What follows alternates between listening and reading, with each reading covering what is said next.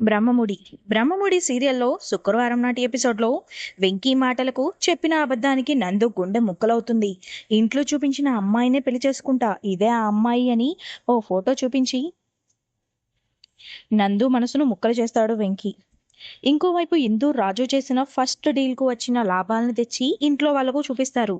అలా నోట్ల కట్టల్ని చూసి భ్రమరం శేషు షాక్ అవుతారు. అయితే లెక్కలన్నీ తెలిసిన తర్వాత లక్ష మాత్రమే మిగులుతుంది.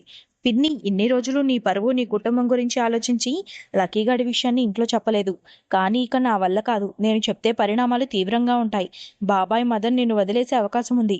ఎలా డీల్ చేస్తావో చూసుకో, అది నీ ఇష్టమని రేఖకు చెప్పి వెళ్ళిపోతాడు రాజు. ఇంకోవైపు నందు వెంకీ బయట కలుసుకుంటారు. ఏంట్రా నన్ను కలిస్తే మాట్లాడితే టైం వేస్ట్ అన్నావు, ఇప్పుడు ఇలా కలుస్తున్నావని నందు అంటుంది. బాధైనా కోపమైనా నీ దగ్గరే చూపించగలను కదా. నా గురించి నీకు తెలుసు కదా, నేను ఒక అమ్మాయిని పెళ్లి చేసుకోవాలని అనుకుంటున్నాను. ఇదే ఆ అమ్మాయి ఫోటో అని చూపిస్తాడు వెంకీ. పొరపాటున అక్కడ నందు ఫోటో ఉంటుంది. దీంతో నందు సిగ్గుపడుతుంది. నువ్వు కాదు నందు, ఆ ఫోటో కాదు, ఈ ఫోటో అని వేరే అమ్మాయిది చూపిస్తాడు వెంకీ. అంటే నువ్వు ఎవరిని ప్రేమించడం లేదా అని నందు అడిగితే, లేదు నాకు ప్రేమ సెట్ కాదు, నన్నెవరూ ప్రేమించరు అని నందుని మాట మాట్లాడకుండా చేసేసి పంపిస్తాడు వెంకీ. అంటే అమ్మా నాన్నలు చూసిన అమ్మాయినే పెళ్లి చేసుకుంటావా అని నందు అడుగుతుంది. మరి నువ్వు ప్రేమించి పెళ్లి చేసుకోవాలని అనుకున్నావు కదా అని నందు ప్రశ్నిస్తుంది. ఈ రోజుల్లో నిజమైన ప్రేమ లేదు, ఉన్నా నాలాంటి వాడిని ఎవరూ ప్రేమించరు అని వెంకీ అంటాడు.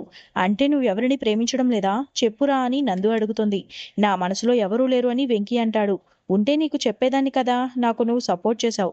నా గురించి నీకు తెలిసినంతగా ఎవరికీ తెలియదు, అందుకే అడుగుతున్నా, ఈ అమ్మాయి నాకు సెట్ అవుతుందా అని వెంకీ అడుగుతాడు. దీంతో నందు లోపల బాధపడుతూ ఉంటుంది. నేనే భార్యగా రావాలని అనుకుంటున్నా, అలాంటి నన్నే సెలెక్ట్ చేయమంటావా అని బాధపడి వెళ్ళిపోతుంది నందు. ఇంకోవైపు ఇంట్లోకి వచ్చిన రాజు సంతోషంలో గాల్లో తేలిపోతాడు. అందరికీ స్వీట్లు పెడుతుంటాడు, స్టెప్పులు వేస్తుంటాడు, భ్రమరం శేషుల్ని ఆట పట్టిస్తాడు. ఐశ్వర్యకు కూడా స్వీట్లు ఇస్తాడు, కానీ తీసుకోదు. దీంతో నోట్లో పెట్టేస్తాడు రాజు. ఇక శేషుతో కలిసి రాజు స్టెప్పులు వేస్తాడు. ఇలా ఎంజాయ్ చేసి ఎన్ని రోజులవుతోందో కదా మామయ్య అని శేషుతో కలిసి రాజు అంటాడు. అవునల్లుడు, ఇంతకీ మ్యాటర్ ఏంటి అల్లుడు అని శేషు అడుగుతాడు. చెప్తా మామయ్య అని రాజు అంటాడు. ఇంటికి తీసుకొచ్చిన నోట్ల కట్లను చూపిస్తాడు రాజు. దీంతో అంత డబ్బుని చూసి భ్రమరం షాక్ అవుతుంది. అప్పటి వరకు రాజు మీద చిరాకు పడుతూ చీదరించుకున్నట్లుగా మాట్లాడిన భ్రమరం ఆ నోట్ల కట్టలను చూసి ప్రేమగా మాట్లాడుతుంది. ఇన్ని డబ్బులు ఎక్కడివి కొట్టేశావా అల్లుడు అని శేషు అడిగితే, మెల్లిగా చీర కొంగులు నొక్కుతున్న భ్రమరంని చూసి, ఆ అలవాటు నాకు లేదు, అత్తయ్యకుంది అని లెక్కలున్నాయి, బయటకు తీ అత్తయ్య అని అంటాడు రాజు. దాచిపెడదామని అలా చేశా అని భ్రమరం కవర్ చేస్తుంది. మీరెప్పుడైనా ఇన్ని లాభాలు చూపించారా అని రేఖాభూషణ్లను ఉద్దేశించి రాజు అంటాడు. అవును, ఎప్పుడూ తేలేదే, లాక్కోవడం తప్ప లాభాలు తీసుకురావడం వాళ్ళకి తెలియదు కదా అని శేషు అంటాడు. చూసావా ఐషు, ఎప్పుడూ మీ చెల్లిని తక్కువ చేసి చూస్తావు, ఈ లాభాల్ని ఎలా సంపాదించిందో చూసావా అని రాజు అంటాడు. దాని మొహం, ఏదో అదృష్టం కలిసొచ్చుంటుందని ఐశ్వర్య అంటుంది. తను పడిన కష్టం గురించి నీకు తెలీదు, చెప్పినా అర్థం కాదులే నీకు అని అంటాడు రాజు.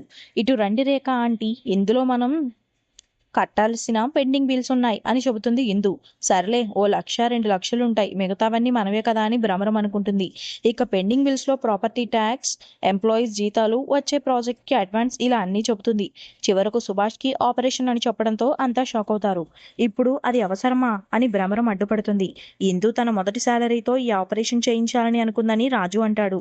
దీనికి ఎవరి పర్మిషన్ అవసరం లేదు అని రాజు అంటాడు. ఇప్పుడు నాకు ఆపరేషన్ ఏంటమ్మా అని సుభాష్, మా గురించి ఎందుకమ్మా, మీ భవిష్యత్తు గురించి ఆలోచించుకోండి అపర్ణ అంటారు. మీరు ముందులా ధీమా టీవీగా నడుస్తూ ఉండడం నేను చూడాలి తాతయ్య అని రాజు అంటాడు. ఆపరేషన్ గురించి మీరు ఆలోచించకండి, నేను డాక్టర్ అపాయింట్మెంట్ తీసుకుని మీకు తర్వాత చెప్తాను అని ఇంతు అంటుంది. అంతటితో ఎపిసోడ్ పూర్తవుతుంది.